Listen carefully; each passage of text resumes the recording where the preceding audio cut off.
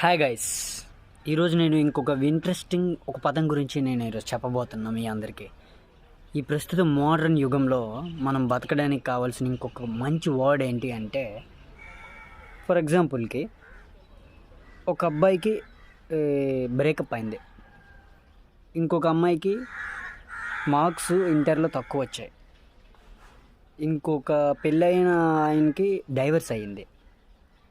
వీటన్నిటిలోన కూడా వచ్చే కన్సిక్వెన్సెస్ని మనము ఎదుర్కోవడానికి ఒక మంచి క్వాలిటీ కావాలి. అదేమనుకుంటున్నారు మీరు? ధైర్యం అని ఫీల్ అవుతున్నారా?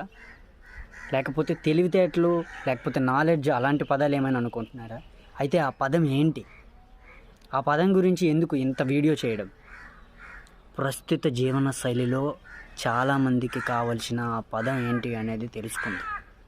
బాగా ఆలోచించండి, మీరు చెప్తారేమో, చూద్దాం.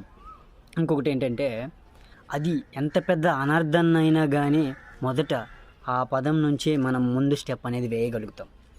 అర్థమైందా?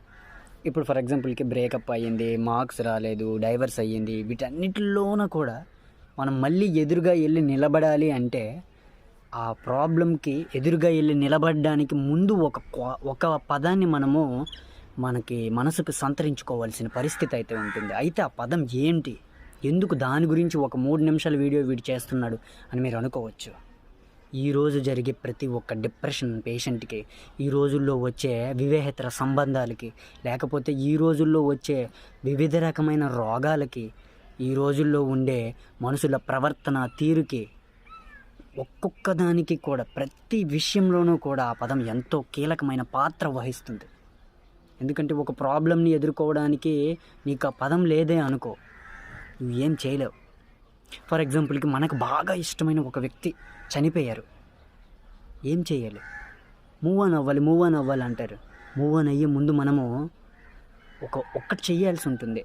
మూవ్ ఆన్ అవ్వడానికి ఆ పాస్ట్ సిచ్యువేషన్ ఏదైతే ఉందో, లేకపోతే ఆ స్వీట్ మెమొరీయో లేదా ఆ బిట్టర్ మెమొరీ ఏదైతే ఉందో, మనం ఖచ్చితంగా కూడా ఏం చేయాల్సి ఉంటుంది?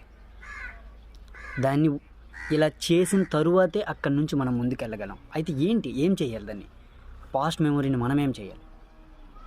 We have to accept that incident, that memory, that aspect, that view point, whatever it may be. We have to accept. ఎందుకంటే అనర్థాలు జరిగే ఈ సమాజంలో ఖచ్చితంగా కూడా ఎటువంటి అనర్థాలు జరిగినా కూడా యాక్సెప్ట్ చేయాలి అనే పదాన్ని మీ పిల్లలకైతే రాబోయే రోజులు వాళ్ళందరికీ కూడా నేర్పించాల్సి ఉంటుంది. ఇలాంటి వాటి కోసం సబ్స్క్రైబ్ చేసుకోండి. Thank you so much guys.